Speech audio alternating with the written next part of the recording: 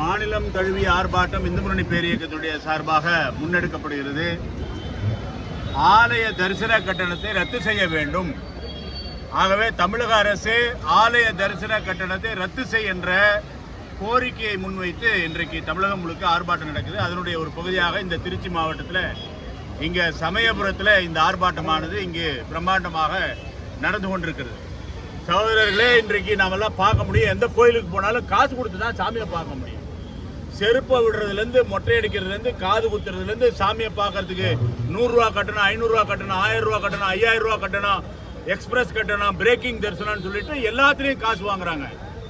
இந்த காசு வாங்குகின்ற நடைமுறை என்பது பணக்காரன சாமிக்கு பக்கத்திலையும் பண வசதி இல்லாத ஏழை பாழைகள் சாமியை பார்க்க முடியாத அளவுக்கு செய்து பொருளாதாரத்தினுடைய காரணமாக கடவுளை தரிசிப்பதற்கு கூட ஒரு தீண்டாமை, ஒரு ஏற்றத்தாழ்வு இருக்கு. இந்த நிலை மாறணும். அக்கம் பக்கத்தில் இருக்கக்கூடிய மாநிலங்கள்ல தரிசனம் பண்றதுக்கு சாமி கிட்ட பார்க்கறதுக்கு காசு வாங்குறது இல்லை. ஆனா தமிழ்நாட்டில் மட்டும் எல்லா கோவில்லையும் தரிசன கட்டணம் என்ற பேர்ல ஒரு மிகப்பெரிய கட்டணமானது, கொள்ளையானது நடக்கிறது. இந்த அரசாங்கம் தற்போது பதவி ஏற்று இருக்கிறது. பதவியேற்று 2 மாசம் ஆயிருக்கு. இது பல்வேறு விதமான விஷயங்களை நாம் இதுவரைக்கும் சொல்லிக்கொண்டே இருக்கின்றோம். அரசாங்கத்துடைய மாண்புமிகு அறநிலையத்துறை அமைச்சர் திரு ரமேஷ் அவர்களுக்கும் மாண்புமிகு முதலமைச்சர் அவர்களுக்கும் இந்த தரிசன கட்டணம் சம்பந்தமாகவும் தமிழ்நாட்டில் நடக்கக்கூடிய ஆலயங்கள் நடக்கக்கூடிய அவலத்தின் சம்பந்தமாகவும் நாங்கள் மனுக்களை அளித்திருக்கோம். எல்லாரையும் கூப்பிட்டு பேசுறீங்க. ஒரு இஸ்லாமிய அமைப்பை நீங்க கூப்பிட்டு பேசுறீங்க சார், ஒரு கிறிஸ்தவ அமைப்பு கூப்பிட்டு பேசுறீங்க. இந்துக்களுக்கான ஒரு அமைப்பு இந்து முன்னணி இருக்கு. எங்களுடைய கோரிக்கையை கேட்க வேண்டும், செவிசாய்க்க வேண்டும் என்று அவரிடத்துல அப்பாயின்மெண்ட் கேட்டு பல நாட்களாச்சு, இன்னை வரைக்கும் தரல.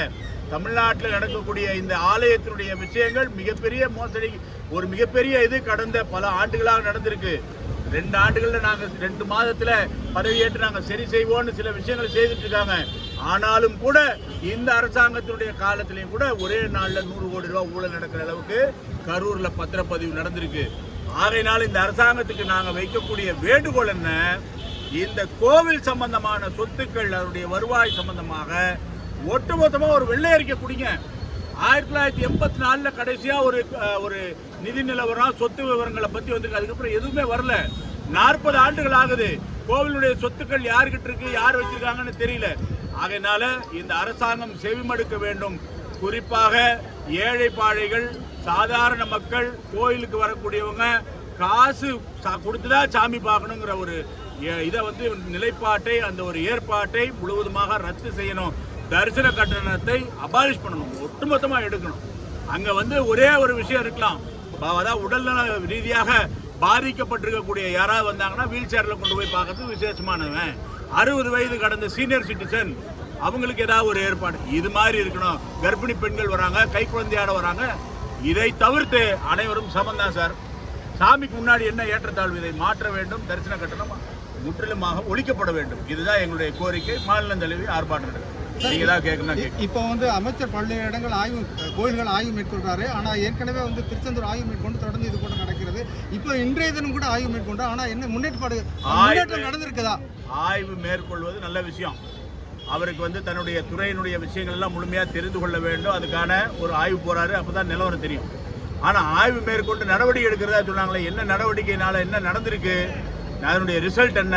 திருச்செந்தூர்ல மீண்டும் பணம் வாங்கி கொண்டு தான் போயிருக்காங்க. நான் 15 நாளைக்கு முன்னாடி போயிருந்தேன் திருச்செந்தூர் கோவில்.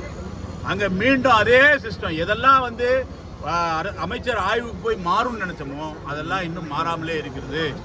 சில இடங்கள்ல சில விஷயங்கள், நல்ல விஷயங்கள் செய்திருக்காங்க. சமீபத்தில் கூட இங்கே ஒரு கோவிலினுடைய அறநிலையத்துறை அலுவலர் ஊழல் லஞ்சம் பண்ணிட்டாருன்னு சொல்லிட்டு அவரை சஸ்பெண்ட் பண்ணிட்டாங்க அப்படின்னு கேள்விப்பட்டிருக்கோம். திருச்சி மாவட்டத்தில், எனக்கு பேர் மறந்து. அந்த மாதிரியான விஷயங்கள் எல்லாம் நடந்திருக்கிறது. நல்லவைகளை நாம பாராட்டுவோம். அதே சமயத்தில் இவர் இன்னும் போக வேண்டிய ஆழம் சார். கோவில்ங்கிறது இன்னைக்கு நேற்று இல்லை, பல்லாயிரக்கணக்கான ஆண்டுகளாக தமிழ்நாட்டில் இருக்கக்கூடிய விஷயம். இதில் பல கோடி ரூபாய் சொத்துக்கள் இதில் இருக்குது. பல 1000 லட்சம் ஏக்கர் நிலங்கள் இதில் இருக்கு. ஒவ்வொன்றிலையும் பணம் கொண்டிருக்கிறது. இதையெல்லாம் முறைப்படுத்த வேண்டும் என்பதுதான் எங்களுடைய கோரிக்கையா இருக்கு. அமைச்சருடைய செயல்பாடு பாராட்டத்தக்கது. ஆனால் அவர் இன்னும் கடிவாளம் போட்டுக்கிட்டு தான் இருக்காரு. எங்களை எல்லாம் கூட கேட்டு எங்களுடைய கோரிக்கைகள் எங்களுடைய ஆலோசனைகளை கேட்டு 40 வருஷமாக 46 வருஷமாக இந்து முன்னணி இருக்கு. இந்த விஷயங்களுக்காக எங்களுடைய ஆலோசனைகளை கேட்கறதுல உங்களுக்கு என்ன கஷ்டம், என்ன சங்கடம்? இதே ஃபீல்டில் நாங்கள் இருக்கோம், கோயிலை காப்பாற்றுறதுக்கான அதே இன்டென்ஷன் தானே உங்களுக்கு, அதே நோக்கம் தானே உங்களுக்கு. அப்போ எங்களை அழைத்து பேசுவதில் உங்களுக்கு என்ன குறைபாடு இருக்குது, பிரச்சனை இருக்குது? அமைச்சர் எங்களை அழைத்து பேச வேண்டும். இவைகளெல்லாம் நாங்கள் சுட்டி காட்ட முடியும், அமைச்சருக்கு உதவ முடியும். எங்களுடைய விஷயம் அமைச்சருக்கு உதவ முடியும், நோக்கம் சரியாக இருந்தால் உதவ முடியும். இந்த கரூர் விஷயத்தில் இவருடைய பழனி விஷயத்தில் இவருடைய நிலைப்பாடு சரியாக ஏற்கப்படத்தக்கதாக இல்லை. ஒரே நாள் ஒரு ஆபீஸர் வர்றாரு, ஒரு 100 கோடி ரூபாய்க்கு பத்திரத்தை மாற்றி விட்டு போயிடுறாரு பழனியில் அப்படி சொன்னால் இதெல்லாம் கேட்குறவங்க எழுச்சவாய்கள் நினைத்து கொண்டு பேசினா வேணா இதெல்லாம் நம்ப முடியும். ஆனால் அதையும் நோக்கி நாங்கள் ஒரு மிகப்பெரிய ஒரு போராட்டமானது நாங்கள் தொடங்க இருக்கின்றோம் பழனியில். அமைச்சர் அவர்கள் எங்களுடைய கோரிக்கைகளை கேட்க வேண்டும் என்று இந்த நேரத்தில் உங்கள் வாயிலாக ஒரு வேண்டுகோள் வைக்கின்றோம். இல்லை, சார் பதிவாளர் குறிப்பிட்ட ஒரே ஒரு நாள் மட்டும்தான் அந்த இதில் வந்து அதுதான் சார் சொல்கிறோம். ஒரு நாளைக்கு ஒருத்தர் வராரு, வருதவர் கண்மூடித்தனமாக ஒரு விஷயத்தை செய்வாரா? நிரூபிக்கிறதுக்கு அவருடைய கடமை இருக்குது, அதை நிரூபிக்கணும். அதனால அதை நிரூபிக்க வேண்டிய கடமையும் இந்த ஆய்வு சொல்றது நல்ல விஷயம். எங்களுடைய கோரிக்கையில் சேவை கொடுத்து கேட்க வேண்டும் என்று அந்த ஊழல்ல வந்து அதிகாரிகள் வந்து நடவடிக்கை எப்படியான நடவடிக்கை சார் இந்த டிஸ்மிஸ் பண்ணிடணும் சார், கேஸ் போடணும் சார். கொள்ளை நீங்க வந்து ஒருத்தர் வீட்டில் போய் திருடினீங்கன்னா உங்களை விட்டுவாங்களா? சும்மா கிரிமினல் கேஸ் போடுவாங்கல்ல, அது மாதிரி போடணும். கிரிமினல் கேஸ் போட்டு அவரை வந்து ரிமாண்ட் பண்ணணும். இதுதான் சும்மா சஸ்பெண்ட், துறை ரீதியான நடவடிக்கை, கண் துடைப்பு. அவர் பேர்ல கேஸ் போடணும், கிரிமினல் நடவடிக்கை எடுக்கணும், அவரை கைது பண்ண வேண்டும். இதுதான் எங்களுடைய கோரிக்கை. நல்லது, வணக்கம்.